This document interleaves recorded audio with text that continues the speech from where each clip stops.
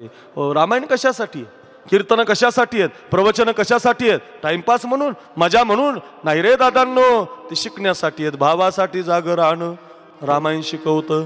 पहिल्या वरानं भरताला गादी मागितली कैकईनं आणि दुसऱ्या वरानं रामाला वनवास मागितला. 14 बरस राम वनवासी. हे राघवा, तुला 14 वर्षाचा वनवास आहे. ऐका, आईचं आणि बापाचं वचन घेतलं, अंगामध्ये वल्कल धारण केली आणि विश्वाचा मालक अयोध्या सोडून वनवासामध्ये निघून गेला. कसा रे मला टाकून गेला राम. एक टाळ वाजवा. फार सुंदर रचना आहे, पंडित भीमसेन जोशीने गायलेली आहे. ऐका, बागेश्री राग आहे. कसा मला टाकून गेला राम, कसा मला टाकून गेला राम. रामाविन जी व्याकुळ होतो. घरावरच्या गुड्या खाली झाल्यात, अयोध्या रडायला लागलेली आहे. प्रत्येक जण दुःखी झालाय. ज्याला गादीवर बसताना बघायचं होतं तो 14 वर्षासाठी वनवासात निघालाय. काय प्रसंग आहे ऐका. रामाविन जीव व्याकुळ होतो, नाही जीवासी आराम. कसा मला टाकून गेला राम, कसा मला टाकून गेला राम. कसा रे मला टाकून गेला राम.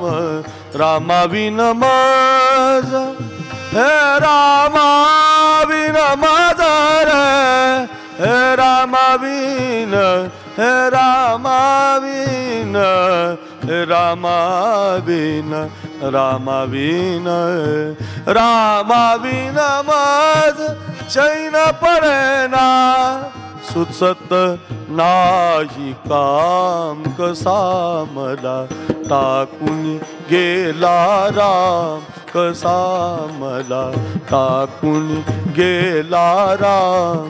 कसा रे मला टाकून गेला राम. राम प्रभू निघून, जरा जोरात वाजा, जोरात.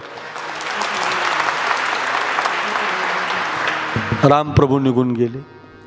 अयोध्या उदास झाली आणि भरत आणि शत्रुघ्न परत आले. उमेश बाबा, आणि त्याला आल्यावर कळालं भरताला की माझ्या आईनं माझ्या दादाला 14 वर्षाचा वनवास दिला. त्या देशातला पहिला भाऊ आहे बरं महाराज, की त्यानं भावासाठी आईला श्राप दिला. कैकई चांडाळणी पापिणी मा, आजपासून हा भरत तुला कधी आई म्हणणार नाही. रामायण काय शिकवतं आपल्याला बघा. एका इताच्या बांधासाठी भांडण करणारे भाऊ कुठं, अर्ध्या एकरसाठी कोर्टामध्ये जीवनभर लढाई करणारे भाऊ कुठं. एक भाऊ म्हणतो आई मला गादी मिळण्यासाठी तू माझ्या दादाला 14 वर्षाचा वनवास दिला. लक्षात ठेव मा, आजपासून हा भरत तुला कधी आई म्हणणार नाही. जगातलं सगळ्यात वाईट काय माहिती आहे आईच्या जीवनात, पोरगा जिवंत असताना आईला आई म्हटला नाही, मेल्यापेक्षा जास्त दुःख. पोरगा जिवंत असताना बापाला बाप म्हटला नाही, मेल्यापेक्षा जास्त दुःख. मायबाप निघून गेल्यावर 10 लाख घालू नका. मायबाप निघून गेल्यावर सप्ताह करू नका. मायबाप जिवंत असताना सप्ताह करा. मायबाप जिवंत असताना एखादी वारी करा. मायबाप जिवंत असताना त्यांच्या गळ्यामध्ये तुळशीचे हार घालून व्यासपीठावर बसून त्यांचा कृतज्ञता सोहळा करा. मानाचा मुजरा करतील तुम्हाला ते. आमच्या पोटी चांगला मुलगा जन्माला आला म्हणून लांबलं. त्या भरतानं श्राप दिला, कैकई तू माझी आई नाही, तुझं नाव कधी ठेवणार नाही. तुम्ही एवढ्या जणी इथं बसलेले आहात, तुमच्यापैकी कैकई नाव आहे कुणाचं? अय सातारा, कैकई एखाद नाही ना तुमच्यात? नाही, कुठंच नाही. उमेश महाराज कुठेही जा तुम्ही कीर्तनाला, नाही. तो श्राप आहे भरताचा. कैकई तुला तर आई म्हणणारच नाही, पण तुझं नाव सुद्धा कोणी ठेवणार नाही. ऐका, निर्णय घेतला भरतानं ही गादी माझ्या दादाला द्यायची. काय भाऊ आहे महाराज, भावासाठी जाग राहणं सांगतोय बरं.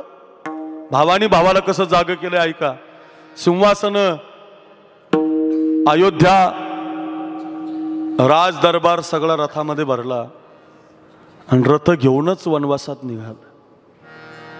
भरत चला रे अपने राजा को मना. काय शब्द आहेत महाराज. भरत चला रे अपने भैया को मना. राजा को मनाने भैया को मनाने, भैया को मनाने राजा को मनाने. भगत चला रे प्रभु दर्शन पाय. गादी घेऊन निघाला. काय काय घेऊन निघाला बघा. अवध राम को अर्पण करने, प्रभुता प्रभु चरणों में धरने. राम काज के काज सवारे, माताएं चली संग प्रजा के. भगत चला रे प्रभु दर्शन पाय. भरत चला रे अपने भैया को मनाने. निघाला हो, गादी घेऊन निघाला. कोण भाऊ जातोय महाराज? कोणी जात नाही. गाद्या सिंहासन घेऊन निघाला. माझ्याकडे बघा, प्रभू रामचंद्र चित्रकूटावर पोहोचले होते आणि अयोध्येतून भरत गाद्या घेऊन निघाला. तर प्रभू रामचंद्राचा चेहरा थोडा सुकला आणि त्या आरण्याची वनदेवी प्रगट झाली. आणि त्या वनदेवीनं प्रभू रामचंद्राला विचारलं, राम नारायणा प्रभू का चेहरा पडलाय? काही त्रास आहे का?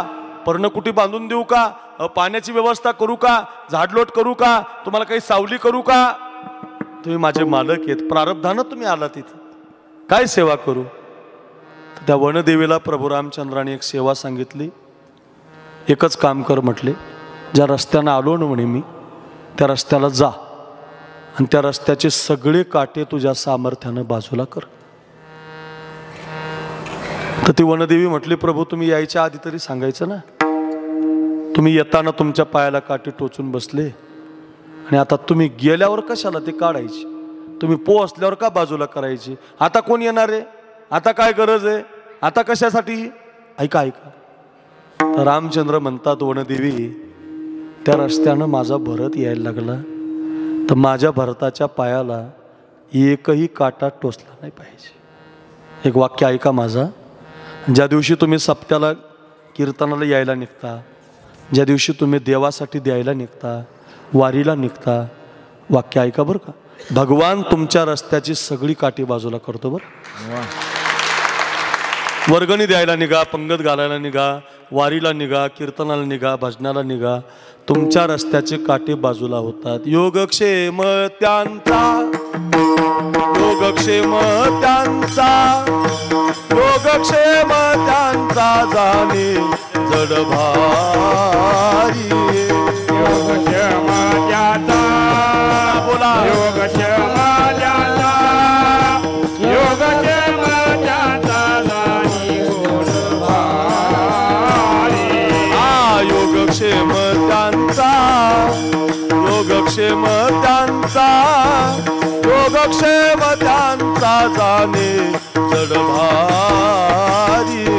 योगक्षेम त्यांचा, योगक्षेम त्यांचा, योगक्षेम त्यांचा जाणे जड भारी.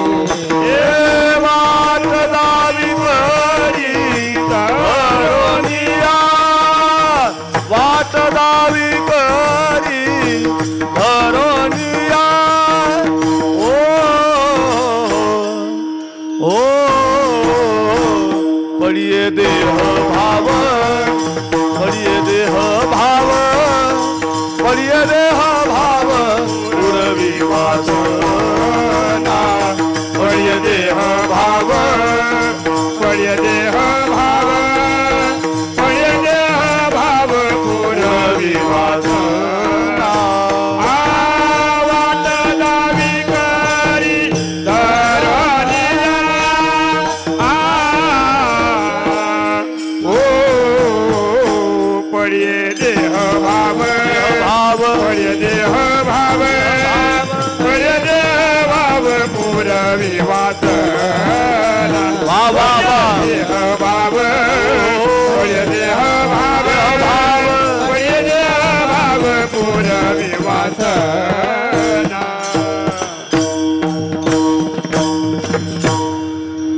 गोड शब्द आहेत. स्वतःच्या पायाला काटे टोचून घेतो राम, पण भरताच्या पायाला एकही काटा टोचला नाही पाहिजे.